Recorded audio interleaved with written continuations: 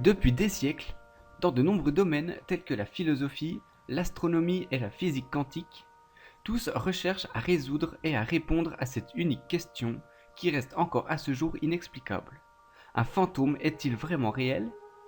De nos jours, il existe une multitude de centres de recherche très sérieuses dédiés uniquement aux phénomènes dits paranormaux ou mystérieux, et ce dans le monde entier. L'un des tout premiers organismes dans le monde comme étant reconnu d'utilité publique et qui se consacre à l'étude scientifique des phénomènes dits paranormaux est l'Institut Métapsychique International ou l'IMI. Il a été fondé en France en 1919 par 3 hommes.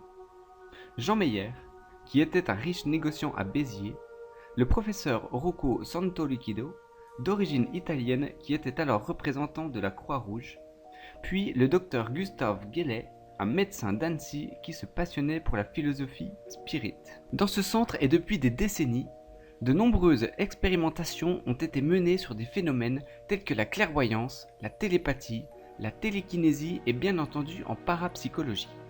De nombreux articles ont alors été publiés pour le grand public suite à toutes ces expériences pour essayer d'expliquer le vrai du faux. Depuis 2007 et toujours en France, il existe également un institut de recherche sur les expériences extraordinaires ou INRES qui se consacre à l'étude d'expériences humaines telles que des phénomènes de mort imminente ou des rencontres avec des esprits. Tous les 3 mois, cet institut publie un magazine qui s'intitule Inexploré. L'objectif premier de ce centre est de sensibiliser et d'expliquer au grand public d'incroyables expériences qu'un certain nombre de personnes disent avoir vécues. Intéressons-nous à présent à un centre de Toronto au Canada qui en 1972 réalisa une bien étrange expérience.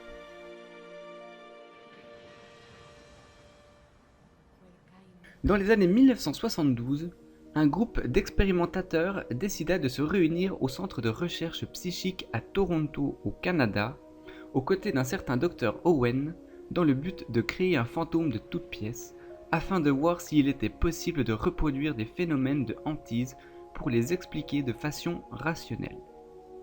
Pour la première fois, un fantôme dit de laboratoire sera entièrement créé par des humains. Le futur fantôme expérimental prit le prénom de Philippe. Le groupe de chercheurs inventera entièrement la biographie de ce faux fantôme. Philippe était un membre et un cavalier de l'aristocratie, supposé avoir vécu en Angleterre dans le manoir de Diddington au milieu du XVIIe siècle. Il était accompagné de son épouse Dorothée, qui lui faisait vivre une vie bien malheureuse.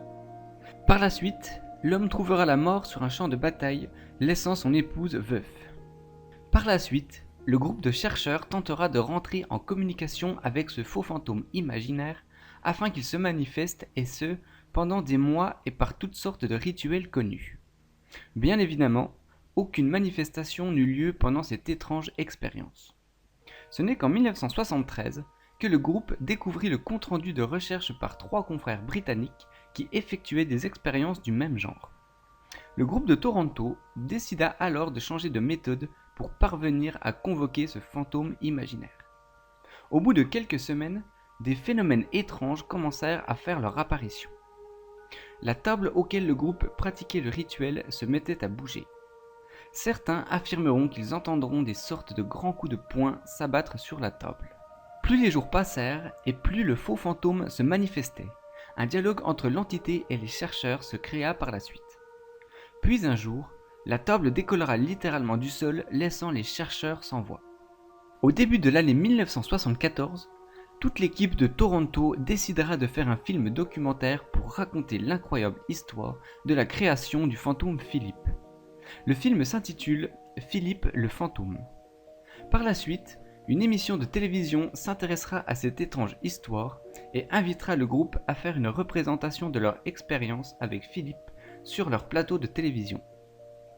Le fantôme se manifesta, et ce sans aucun trucage ni tricherie. Il laissera le public ainsi que le présentateur stupéfait. Par la suite, le groupe de chercheurs expliquera que toutes ces expériences n'avaient pas pour but de vouloir communiquer avec un esprit de l'au-delà.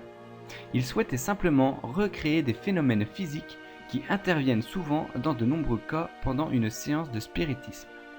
À ce jour, aucun des chercheurs ne peut vraiment expliquer ce mystérieux phénomène qui, rappelons-le, a été créé de toutes pièces par l'homme.